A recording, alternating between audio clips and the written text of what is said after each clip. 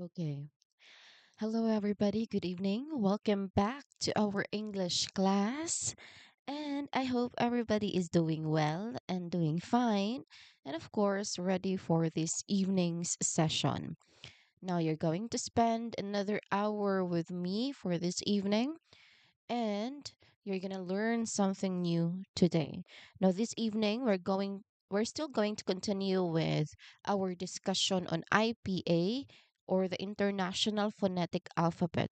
This is already the fourth session of this particular subtopic because again, this is very important. We already stretched it out for it to be much easier for you to really understand the IPA chart. Well, why? Let me remind you again that the IPA or the International Phonetic Alphabet is our solution.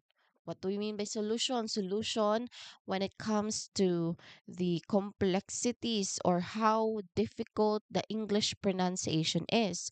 Because again, we are we because again we are again reminded that the English language has 26 letters but 44 sounds, meaning that it is not one is to one. One English letter does not only produce one sound. Say, for example, in our vowels, English vowels, there are five, A, E, I, O, U, but there are 19 sounds in total. So that's why the English pronunciation is really difficult because there are multiple ways to make a sound. No, there are multiple spellings to produce the same sound. So that's how difficult or complicated um the pronunciation is in English. But we have a solution, which is again this International Phonetic Alphabet. Now, what's in the IPA again? Here you can find different symbols. All 44 sounds of English language is here, meaning that one symbol represents one sound. So, and when it comes to IPA transcription, you're just gonna read it. You're just gonna read every symbol on its own because again, one is to one. One symbol represents a one sound in the English alphabet. Okay, so this is what it looks like. Okay, again, this is our IPA chart or International Phonetic Alphabet. Now, in the past few sessions, we've discussed already the vowels, no, the vowel section. Now, for a review, again, the vowel section is composed of two parts, the monophthongs and the diphthongs. Now, what is monophthongs? Those are the vowel sounds that is produced in a single unit sound. No? So that is monophthongs, mono one. And how about diphthongs? Diphthongs are gliding vowel sounds, meaning there is a combination of two vowels, no, to make the vowel sound. So those are the different. Here are the different vowel sounds. No, these are from the monophthongs, and then these are for diphthongs. Now, here in the phonemic chart or the IP chart, there is a distinction or a division between voiced and unvoiced. Now, all vowel sounds are voiced, meaning that if you try to produce or produce the sound of a vowel of these vowel sounds and you touch your throat, it will vibrate. Again, if a sound is a voiced sound, if you touch your throat vibrates. If it does not vibrate, then of course that is the unvoiced or voiceless sound. Okay? So that is Those are the different vowels. Let me read it. No, let me just read it. Here we have e, u, u, u, e, e, uh, e, o, u, o, e, a, u, oi, o, e, I, ow. So those are the different vowel sounds.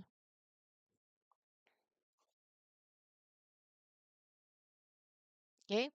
Now let's move on to the consonant sounds. Now last meeting we started, no? We started discussing the first row of the consonant sounds, meaning we've started from the consonant sound to g, g. So in total, we've already discussed 8 sounds. So what are those 8 consonant sounds? Let me read the sound and then the example provided here. Okay, we have p, b, b, boat, t, t, t, d, d, dog, ch, ch, cheese, j, j, June, car, g, g, go. Those are the different consonant sounds that we've started yesterday. No, if you want to know more about these sounds, there, you should watch the stream yesterday, not yesterday, but the other session. Okay, for a moment.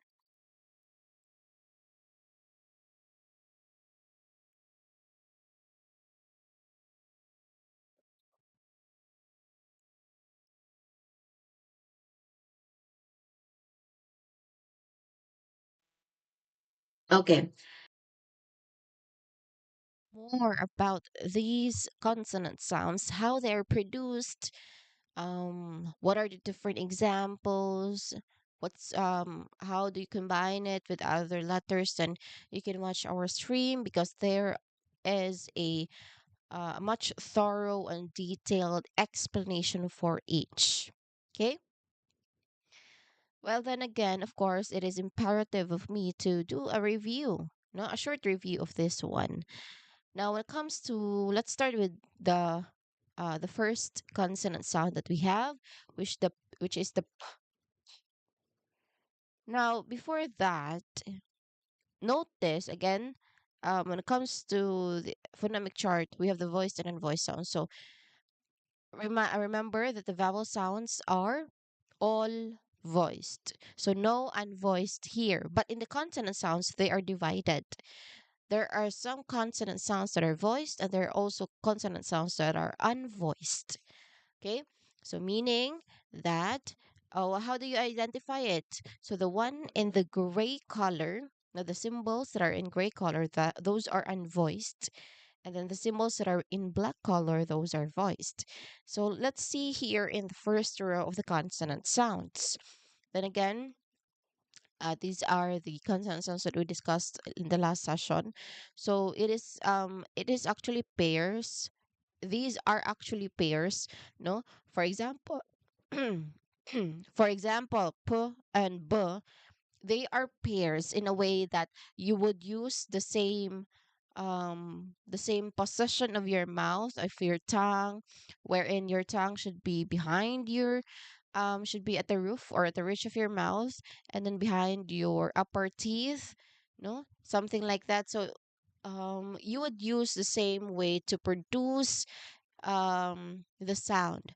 So for p and b, they use the same articulator, same position of your mouth, inside of your mouth, no? But it differs on whether they use the vocal cords or not. So when they use the vocal cords, your throat vibrates. If they don't, of course, you your throat does not vibrate, meaning it's unvoiced. For example, touch your throat and say the and pronounce the sound of the first consonant sound. P, p, p, p, something like that. So, what do you think? Did your throat vibrate? It should not, because again, the the p sound is unvoiced. So there should not be any kind of vibration at all. No? How about this one? B, b, b, b. There are vibrations. So this is voiced. Next, we have t, t. Okay, unvoiced. Next, d, d, voiced. So t and d, they are a pair. Okay, so they are produced in the same way, but one is voiced and one is unvoiced. Same with ch and j and k and g. So those are the differences of the two. So if you want to know more, then um, watch the stream. Okay. Now let's move on immediately with the other consonant sounds. We have. Let's start with the sound. Okay, this one, the f sound. So this row. Now that we have finished all the stop sounds here at the above row, we're moving on to the second row, which is these sounds are what we call fricatives. Unlike the stops where you block the air completely, a fricative sound is a sound where you only partially block the air, forcing it through a narrow gap to create a continuous hissing sound. Okay, let's start with a f consonant, which you can see in the word fly. So to make this sound, take your top teeth and place them gently on your bottom lip. Something like that. No? You're biting your lip using your, of course, your top teeth. Something like that. Okay? And then after that is once your teeth are in a position, push a steady stream of air through the small gap. So it should sound like a soft, continuous hiss, almost like a bicycle tire slowly leaking air. Now, the most important thing to remember about the consonant is that this is voiceless or unvoiced. So your vocal cords should be completely quiet and relaxed. If you place your hand on your throat and make the sound, you should not feel any vibration or buzzing at all. So it is just the sound of air rushing through your teeth and lip. Let's practice. Again, you bite your lip using your top teeth. You bite your bottom lip using your top teeth, and you what? You you push an air through that small gap. Okay, let's do it. That one. Okay, no. So touch your throat and make the sound. There are no vibrations at all. So this is unvoiced or voiceless sound. Now, some examples to get the feel of this sound. Think about the word fun, fun, fun. You start with the teeth on lip position and you let the air flow steadily before you open up into the vowel. Or try off. So the sound is doubled here. And you can really feel how you can hold the hissing sound for as long as you want. So the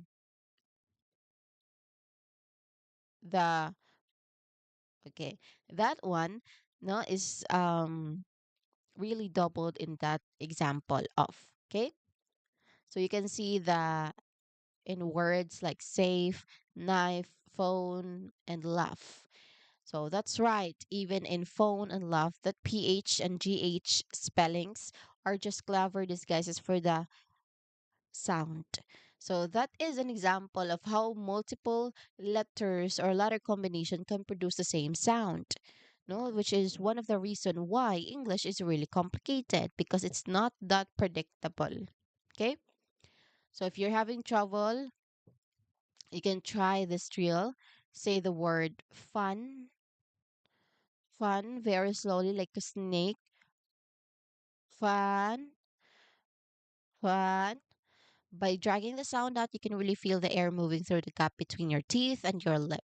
So if you don't feel that friction, you might be pressing your teeth too hard against your lip, which stops the air. Or you might be keeping your teeth too far away, which doesn't create enough friction. Okay? So the consonant is essential for sounding smooth and natural.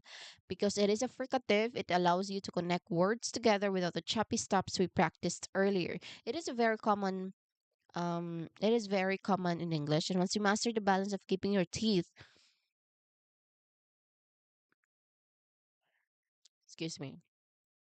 So if you are able to master the balance, no, of keeping your teeth on your lip while letting the air hiss through, you will find it much easier to glide through your sentences. You have already done a fantastic job mastering the stops, and this transition to fricatives is going to add a lot of grace and flow to your pronunciation. Okay?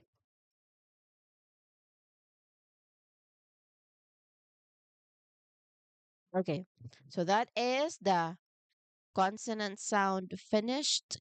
We are now ready to tackle its voiced partner, which is the v. The that sound, as in video. So are you ready to continue? Okay, let's continue. Now that we've mastered the soft hiss of the sound, it's time to move on its voiced partner, the consonant sound. Okay, just like we transition from the upper row, no, the above row, this one, just like we transition from p to b or t to d, d, the physical mechanics for the v or the v sound are exactly the same as the f sound. You're still placing your top teeth gently against your bottom lip. So like this. And then you create a narrow gap for the air to pass through. However, the difference is that the v sound is a voiced sound, while the is a voiceless hiss of air. So the v requires your vocal cords to be turned on, creating a rich, steady vibration right at your lips. So you should use your vocal cords here, no? So you should feel a vibration when you try to produce the v sound. Okay? So you produce the sound, start by getting your teeth into that position against your bottom lip. And before you start pushing the air out, I want you to engage your vocal cords and start that humming vibration in your throat. Okay? When you begin to push the air through that narrow gap between your teeth and lip, keep that buzz going strong. If you place your hand on your throat while you say video, you should feel a very clear, continuous vibration that lasts through the entire sound. If your throat is quiet, you're accidentally making the sound. Instead, you say video, video. If you don't use your vocal cords properly, if it does not vibrate, you would say video, video. So try to use your vocal cords, okay? We say, instead of saying video, we say video, video. Okay, let's look at some examples to really get the hang of this. Think about the word van. No, you start with the teeth to lip position, you turn your voice on, and then you let the air hiss through into the to the a vowel. Or consider the word every. Every. You have the V right in the middle, and you can feel how the vibration connects the two parts of the word. You also find the V sound at the end of many words like in give or love. A common mistake is to turn the voice off too early at the end of these words, which makes the love sound like love. So we say love. Okay? To keep your speech precise, make sure you maintain that vocal cord vibration right up until the moment you stop the airflow. So if you are having trouble distinguishing this from the sound, try this drill. Say the words fun and van one after another. Fun, van, fun, van, fun, van. For van, your throat should feel busy and buzzy the moment your teeth touch your lip. For fun, your throat should feel completely relaxed and quiet as the air hisses through. So it is a subtle difference, but it is one of the biggest keys to sounding clear and articulate in English. So the consonant sound is an essential part of the English language. You know, you use it in common words like very, voice, visit, have, believe, and because it is a voiced fricative, it adds a level of warmth and weight to your speech. It is not just a quick hiss, it is a resonant, voiced sound that connects your words together in a fluid way. Mastering the consonant sound means you are gaining complete control over your lips and voice, which is, of course, a huge accomplishment. You're making a fantastic progress with that. Okay, so that is the consonant finished. We have now completed the first pair of fricatives on the chart. Are you all ready to move on to the next pair? This one, the and th. So same spelling, as in think and this. Okay, all right, let's move on. Now we are moving to one of the most famous sounds in English, the TH, the soft TH consonant sound, or the th sound. Okay, this sound is known as a dental fricative. It is a bit unique compared to the others we have practiced already because it requires you to use your tongue in a way that might feel a little strange at first.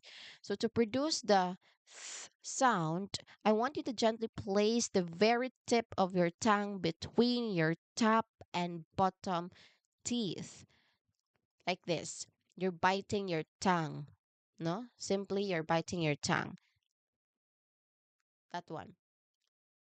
Okay. After you bite your tongue, no, to produce the sound, um, you don't need to stick your tongue way out. Just a tiny bit of your tongue, no? So the tip is peeking out between your teeth. Once it is there, gently blow a steady, thin stream of air through that small gap. It should sound like a soft, breathy whistle or a gentle hiss. Now, how do we blow the air? We say we will do something like that. It's blowing the air, but we blow the air while biting our tongue. Okay, so again, we bite our tongue just a little bit, no, like your tongue is peeking. No, it's peeking, something like that, and you blow the air.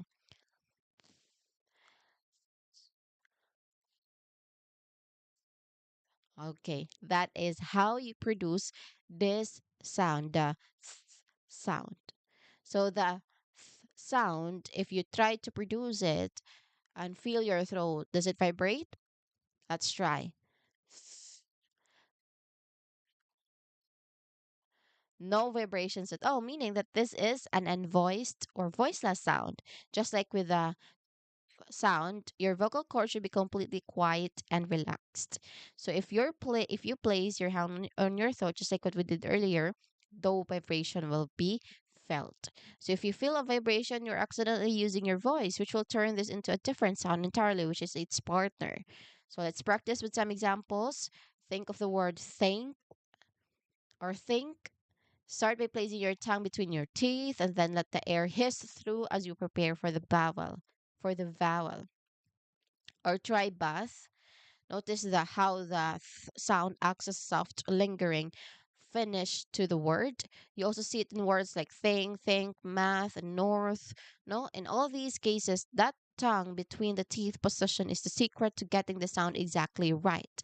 So if you're having trouble with this, try looking in a mirror while you practice. Make sure you can see the very tip of your tongue peeking through your teeth.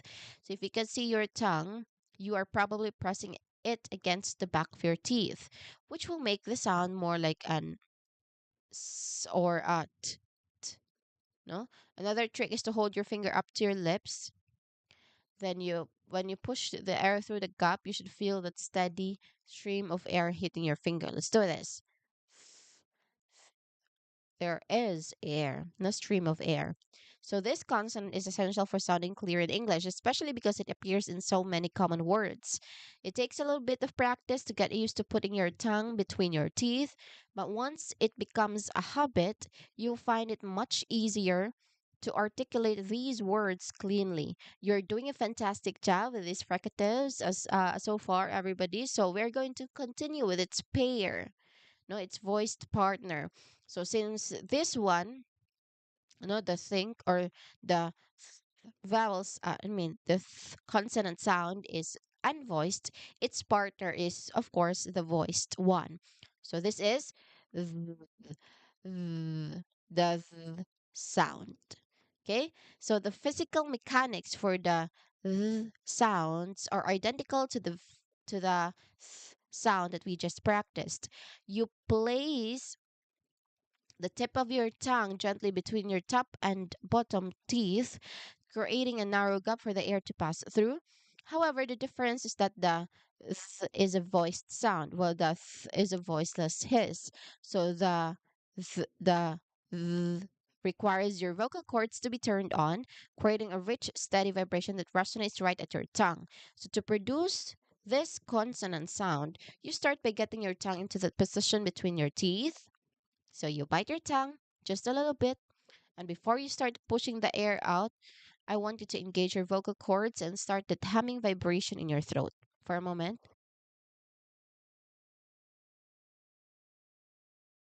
Okay. Okay. Are you doing it?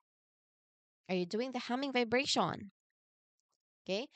So when you begin to push the air through that small gap, keep that buzz going strong. Okay. You bite your teeth and you hum in your throat. Okay. Mm, mm, mm. So that's how the sound is produced. So if you place your hand in your throat while say the word this, you should feel a very clear, continuous vibration that lasts through the entire sound.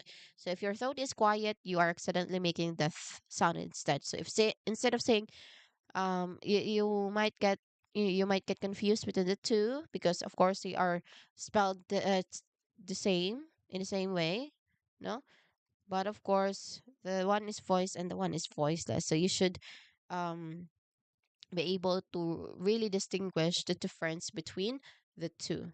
Okay, let's look at some examples to get the hang of this. We have, think about the word that. You start with the tongue between teeth position. You turn your voice on, and then you let the air hiss through into the vowel. Or consider the word mother. You have the sound right in the middle, and you can feel how the vibration connects the two parts of the word. You also find the sound in in many most common words in the English language, such as the, they, them, breathe. A common mistake is to turn the voice off early at the end of the words, like breathe, which can make it sound like breath. So, to keep your speech precise, make sure you maintain that vocal cord vibration right up until the moment you stop the airflow. So, if you're having trouble distinguishing this from the sound, you try this drill. Say the words thigh and thy one after another. For thy, your throat should feel busy and buzzy the moment your tongue touches your teeth. For thigh, your throat should feel completely relaxed and quiet as the air hisses through. It is a subtle difference, but it is one of the biggest keys to sounding clear and articulate in English. So the consonant is incredibly important because it appears in so many functional words that you use every single day. Because it is a voiced fricative, it adds a level of warmth and weight to your speech. It isn't just a quick hiss, it is a resonant voiced sound that connects your words together in a fluid, natural way.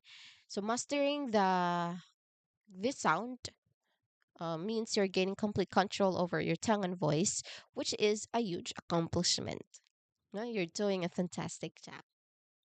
Okay, we've finished another pair. No, the pairs and th. Okay, so we move on to the next pair. We have the s and z. Let's start with the unvoiced one. So the sound is an alveolar fricative. To make the sound, you don't need to put your tongue between your teeth like we did before. Instead, bring the tip of your tongue up near the ridge behind your top teeth, the same spot you use for that and and D sounds. However, don't press it firmly enough to stop the air. S, s. So you leave just a tiny narrow gap so the air can escape as a fast, sharp, continuous stream. It should sound like a snake hissing, no? Because the s is a voiceless sound, your vocal cords should stay completely quiet. S, s. If you place your hand on your throat while you produce it, just like what I did, you should feel no vibration at all. So if you feel a buzz, you're accidentally making the z sound instead. So it should be a pure crisp of hiss of air. Let's try some practice words. Think of sun. Start by positioning your tongue and then release that steady stream of air as you move into the vowel. Or try kiss. The sound at the end gives the word a nice sharp finish. You can also find it in words like sit, fast, glass, and miss. So in every case, focus on keeping the airflow steady and the tongue tip perfectly placed to maintain the clean whistling friction. If you're having troubles, try this. Smile slightly while you say it. S- Smiling naturally pulls your lips back and helps you create the right tension of the sound. If the sound is coming out mushy or soft, your tongue is probably too far back or touching the roof of your mouth too firmly. Keep it light, keep it fast, and keep that air moving. So your tongue should just be in the middle of your mouth. It's not that much on the top, and it's also should not be at the bottom part. So it's just right in the middle. No? So the consonant is one of the most common sounds in English and is crucial for making your speech sound crisp and energetic. And because it is a fricative, it is an excellent choice for linking words together smoothly. So of course, when you get this right, you will notice that your English sounds much more precise. Okay? This is the consonant sound. We're ready to move on to its voiced partner, which is the z, the sound. So the physical mechanics for the sound are exactly the same as the sound we just mastered. So you place the tip of your tongue near the ridge behind your top teeth, leaving just a very narrow channel for the air to escape. The difference, as we have learned with all our pairs, is that the z is a voiced sound, while the s is a dry, voiceless hiss. So the z requires you to activate your vocal cords, creating a rich, steady vibration right behind your teeth. So I'm sorry, to produce the consonant sound, get your tongue into that S position, but before you let the air start hissing, turn your voice box on. I want you to feel that humming vibration in your throat. As you push the air through the narrow gap. Zzz, zzz. Keep that vibration going strong. Okay? So there should be buzzing sound. If your throat feels quiet, you are accidentally producing the voiceless sound instead. Let's look at some examples to really get the hang of this. Think about the word zoo, zip. You start with the tongue tip position, turn your voice on, and then let the air vibrate through into the vowel. Or consider the word easy. You have the z right in the middle, and you can feel how the vibration connects the two parts of the word. You also find the z at the end of many words, like buzz, rose, and sighs. A common mistake is to let the voice fade away too early at the end of these words, which turns rose into a rose.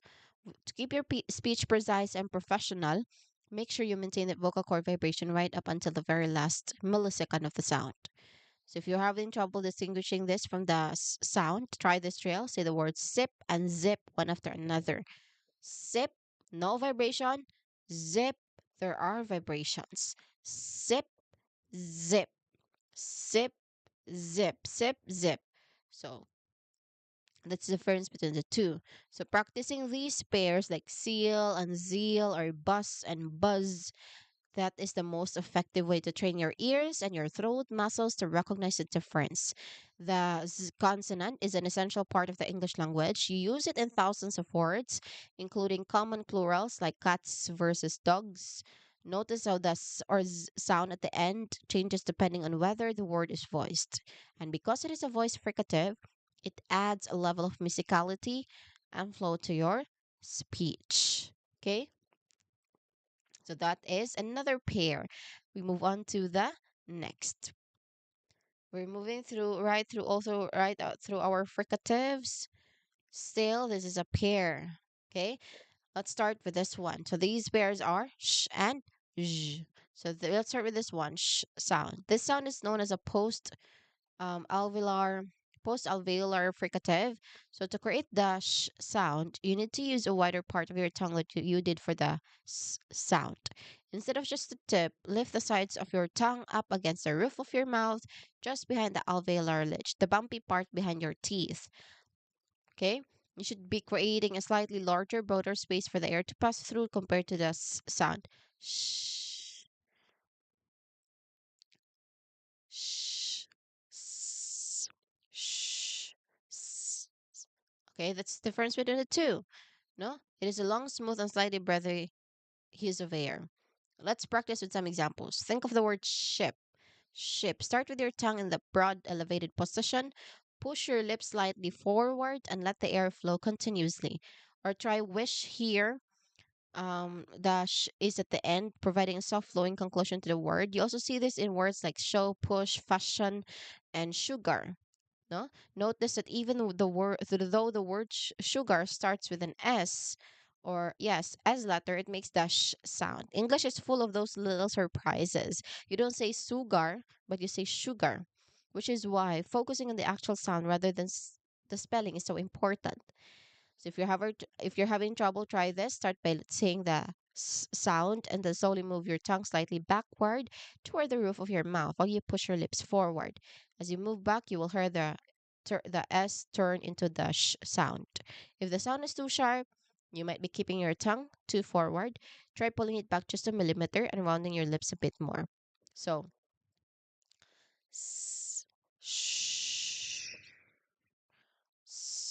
sh. Meaning here, the placement of the tongue is almost the same. It's just that the tongue and the when you make the sound is straight, flat in the middle, while the sh sound is slightly rolled backward. The tip of the tongue is slightly rolled backward, and your mouth is forming an O instead of smiling. So see the difference? S, sh, s, sh. Okay, so that's the difference between two. Okay, so next we have its voiced partner. Okay, we have the zh, this one, zh sound. So this an example is television. Now the physical mechanics for the zh sound are exactly the same as the sh sound we just mastered. You lift the sides of your tongue against the roof of your mouth just behind the alveolar ridge and you keep your lips slightly rounded or pushed forward. So the airflow is broad and soft. However, just like with all our previous pairs, the fundamental difference is that the j is a voiced sound, while the sh is a voiceless, breathy hiss. So the j requires you to activate your vocal cords, creating a rich, steady vibration right in the center of your mouth. So to produce the j consonant, get your tongue into that sh position earlier, but before you start letting the airflow, turn your voice on. No, I want you to feel that deep, resonant hum in your throat as you push the air through the broader gap. Keep the vibration going strong. So if you place your hand on your throat while you say television or measure, you should feel a very clear, continuous buzzing vibration. It should feel like a deeper version of the z sound. If your throat is quiet, you're accidentally producing the voiceless sh instead. Okay, um some examples to get the hang of this. Though this particular sound it is a bit rarer in English than the others, but you definitely know it. Think of about the word pleasure. You start with a pull cluster sound, and you hit that beautiful voiced zh sound in the middle. It gives the word a soft, luxurious quality. Or consider the word vision. Now, the j acts as a bridge between the two vowels, creating a smooth connected feel. You also find it in words like genre, beige, casual, television. No, a common mistake is to try to use the j as in judge sound instead, but j is a fricative. It must be a continuous flowing sound, not a sudden stopped one. Okay, So if you're having trouble distinguishing the two sounds, no, the pairs, say the word ship and then try to turn it into a voiced sound. It's hard to find a word that starts with j in English, so try saying shh and then turning on your voice while keeping the tongue position perfectly still. So we'll hear the sound transform from a whisper into buzz. Buzz. You say shh. You use your voice, vocal cords. Zh. Practicing this on-off switch with your voice is the most effective way to train your muscles to produce this sound whenever it appears in the middle of or the end of the word. So you say shh, zh, zh. No, you practice in that way.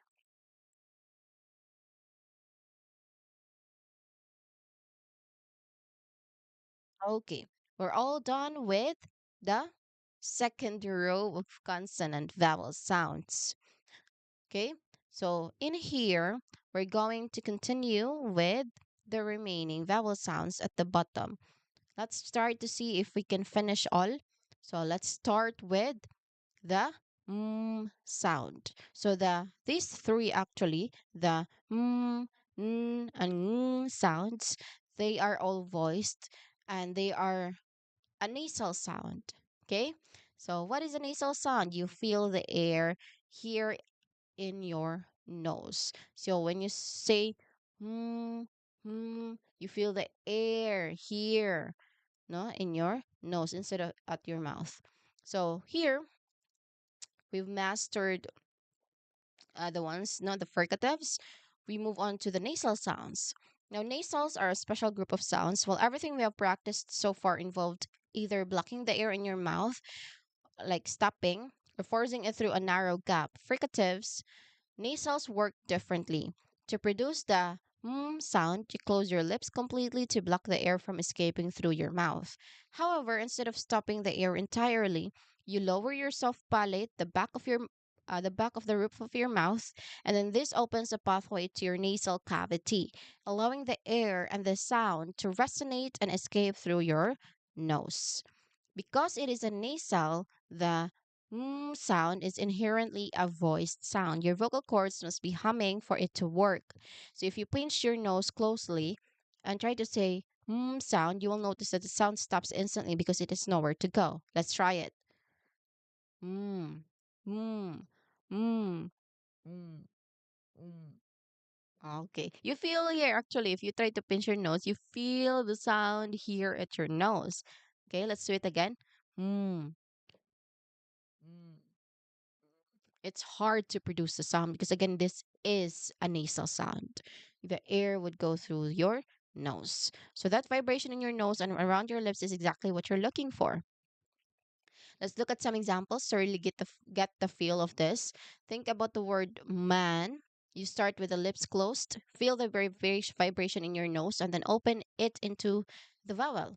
Or consider the word summer. Summer. So the sits comfortably in the middle, creating a smooth resonant bridge between the syllables. So you also find it in words like more, time, dream, and even hammer. Okay. A key tip here, because the is voiced, it adds a lovely mellow quality to your voice. So when you pronounce it clearly at the end of a word like dream, it gives the word a final sustained resonance that makes your speech sound much richer. Okay? If you're having trouble with a sound, try the simple drill.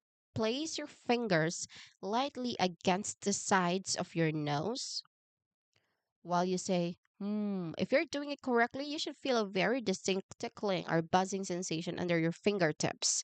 If you don't feel that buzz, try to relax your throat and let the hum move upward into your nasal area. It shouldn't require any force. It should feel like a very natural, effortless vibration. Hmm. Hmm. It's also even tickly here at your lips. Hmm? It's tickly, actually. Okay? Again. Okay. So this consonant sound is actually a staple in English because it is a nasal. It is one of the most melodic sounds in the language, and it helps you transition between sounds without any harshness. If you want to sound more professional and grounded in your English, focus on making your sounds fully voiced and resonant. It connects words beautifully and gives your speech a pleasant musical rhythm. So you're doing a stellar job already. Okay? That is the consonant finish. We have now mastered the first nasal out of three. Are we ready to move on to the next, which is the n sound, as in now? Now, let's start with this one. So the sound is a nasal, just like the sound. But the place of articulation where you block the air is different. To produce the sound, you use your lips, but for the sound, you use your tongue to stop the air. Okay? So, lips, mm, tongue. Specifically, you touch the tip of your tongue firmly against the alveolar ridge, that same bumpy spot behind your top teeth that we use for the t, d, s, and z sounds. Once you have that seal, you lower your soft palate to open the passage to your nose, letting the air resonate and escape through your nasal cavity while your vocal cords keep humming. Because this is a voiced nasal, the n is a very smooth, continuous sound. It is not a sudden stop, it is a resonant hum. If you pinch your nose while saying you will feel the air trapped and the sound will cut off immediately, confirming the sound indeed passing through your nasal passages. Let's try to see, feel first if there is air coming out of our nose if we try to pronounce this sound. mm, mm, mm. There is just a little bit, but there is still an air. So if we try to pinch our nose, it will stop immediately. Mm, mm, mm, mm. Mm. Okay, it would be very hard to produce the sound because again, it is a nasal sound. It will go over here in your nose, the air. Okay, so let's practice with some examples. Think of the word now, no, no. Start with the tongue tip firmly against the ridge. Feel that hum in your nose, and then release the tongue as you slide into the vowel. So, or consider the word sunny. Name, nine, listen, sun. Now notice in the listen, the T is often silent, but the N is clear and strong. Another common occurrence is when the N comes at the end of the word, like can or rain. Okay? So if you're having trouble distinguishing this from the sound, remember is all about the lips, while is all about the tongue tip. To check your work, try saying mm, mm, mm, mm. No, back and forth. You should feel the vibration in your lips for the sound and shift to the center of your mouth and nose for the sound. If the sound is coming out too flat, try to let the hum vibrate more in your upper nose area. It adds a very professional melodic quality to the sound.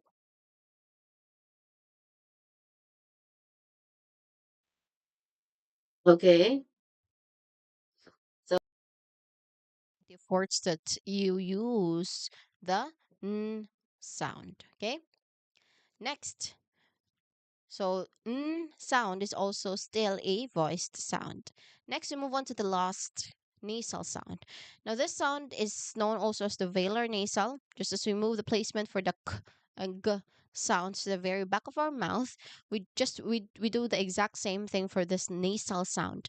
To produce the you lift the back of your tongue and press it firmly against your soft palate.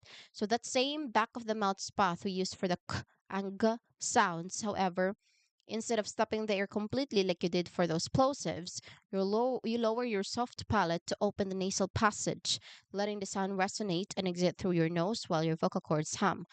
Mm, So you should feel the air here. Mm.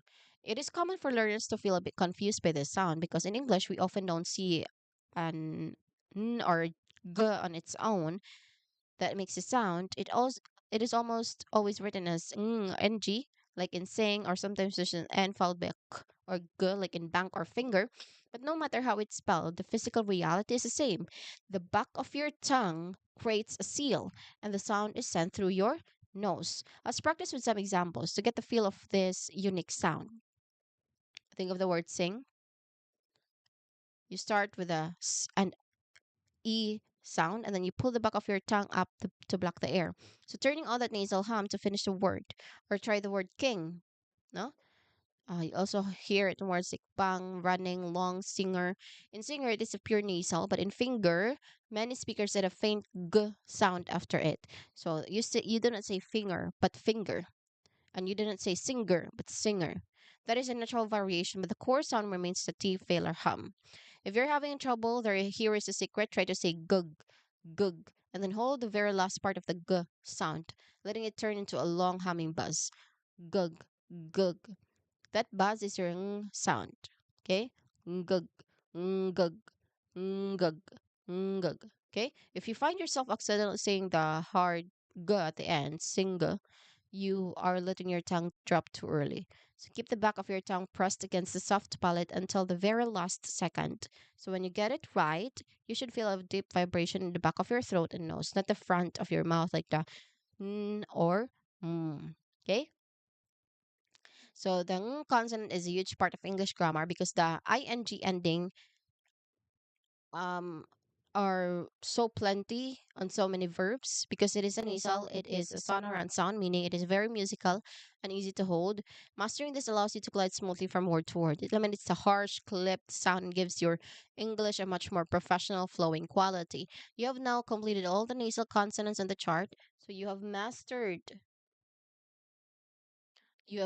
the lips, the tongue tip, and the back of the tongue, all while managing the nasal passage. So your technical precision is really starting to show. Okay, so we've already finished the nasal sound. We have nasal sounds. We have the n, and ng sound. We are moving on to the next sound. Now this one, we're moving on to the sound. This is the sound. The sound is fascinating because it is essentially a glottal fricative. Unlike the other sounds you have practiced, which rely on your tongue, lips, or teeth to create friction, the sound is produced way down in your throat at the glottis.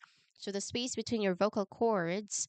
To make this sound, you keep your mouth and tongue in the position of the vowel that follows it. And then you simply let out a gentle, breathy sigh of air. Think of it as a clean, clear release of breath before you start speaking. It is the sound that you make when you are fogging up a mirror mirror with your breath. So you say, it takes, your tongue, your lips, your teeth, your reg is not really busy. No, we're just gonna say, okay. So you produce way down in your throat at the glottis. So that is the space between your vocal cords. To make this sound, keep your tongue and mouth at the position of the vowel that follows it. Okay. So of course, since as you've noticed, it is very easy to notice that the sound is voiceless. Your vocal cords are held open so the air can pass through them without vibrating. So if your vocal cords starts to buzz, you're no longer making an sound. You're likely making a voiced vowel sound instead. Because it is a fricative, it is technically a continuous sound, but because it relies on the air traveling all the way from your lungs through your glottis, it is very light and airy. It is the most gentle consonant on your entire chart. So let's practice with some examples to get the feel of this airy quality. We say the word hot, hot. You start hot. You start with a gentle puff of air and immediate transition into an a vowel. And then try the word home, hello, help, behind, behave. No? So that is the differences. Now those are some examples. So in some, one thing to be very careful of is dropping your H's. No, this sound. In some accents, speakers omit the sound entirely, but for clear, standard English, making the crisp breathy H is a ha sound is a mark of strong articulation. Okay, if you're having trouble with the ha sound, try the simple drill. Place your hand in front of your mouth, say hot and at. When you say hot, you should feel a warm, steady stream of air hit your palm. Hot, at. When you say at, you shouldn't feel the puff at all. Hot, at. Okay. So the difference is the tiny breathy H at the at the start of hot. Okay.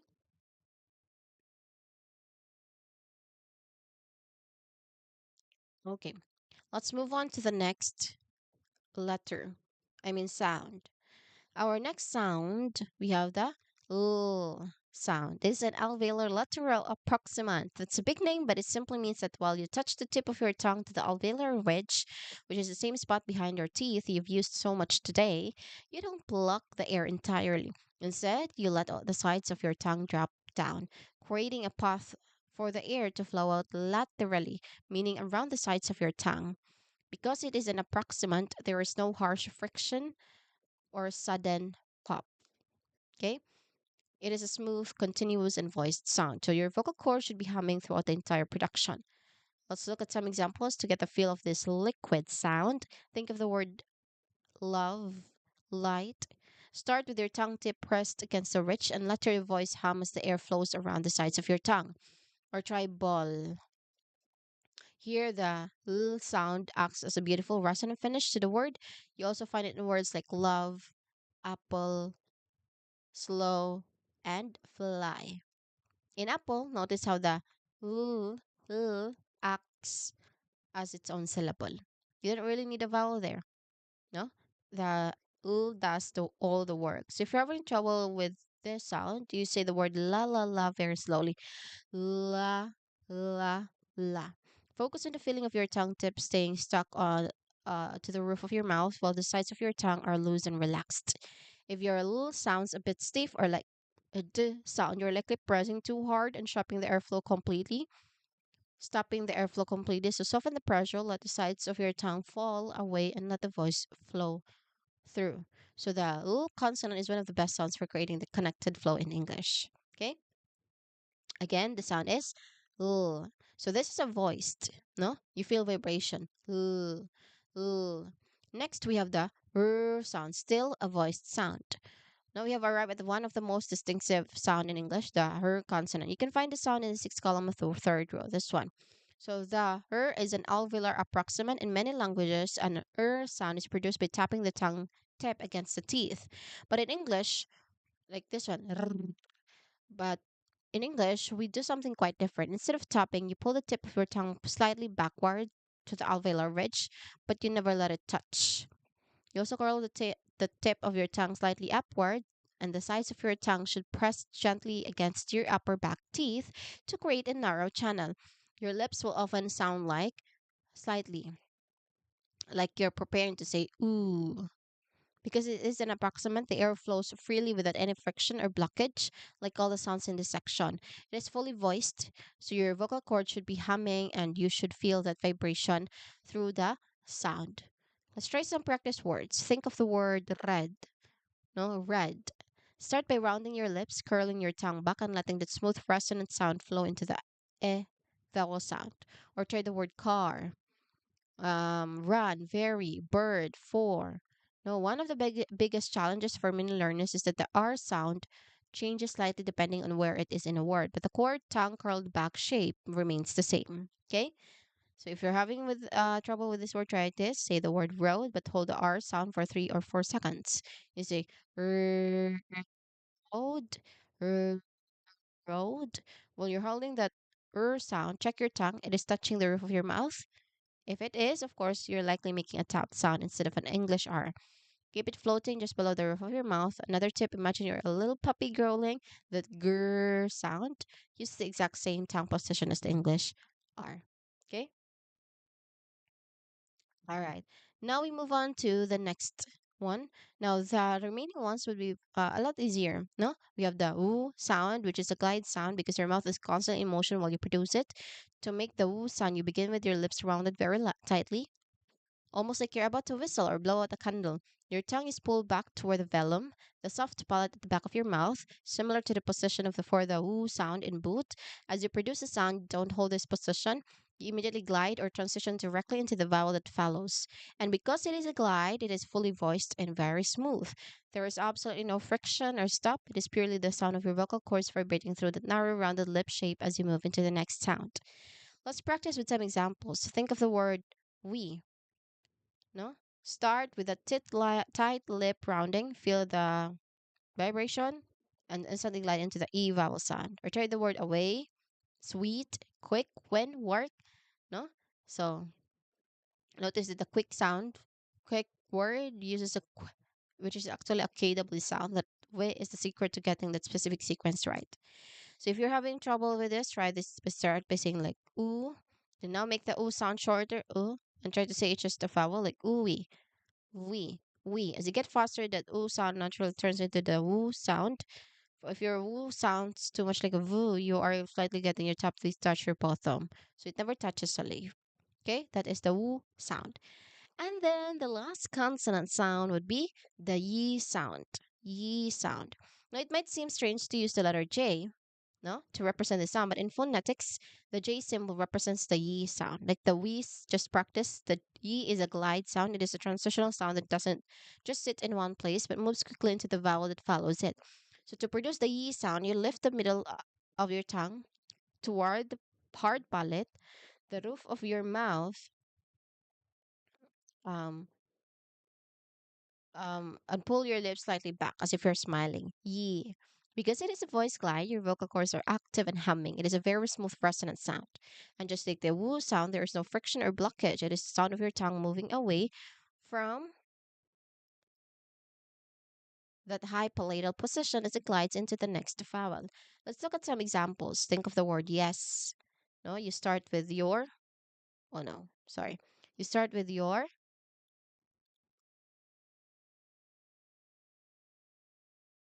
Okay.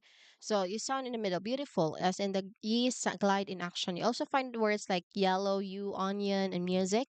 Notice that in the music, the U sound is actually a combination of J and U. No? Music.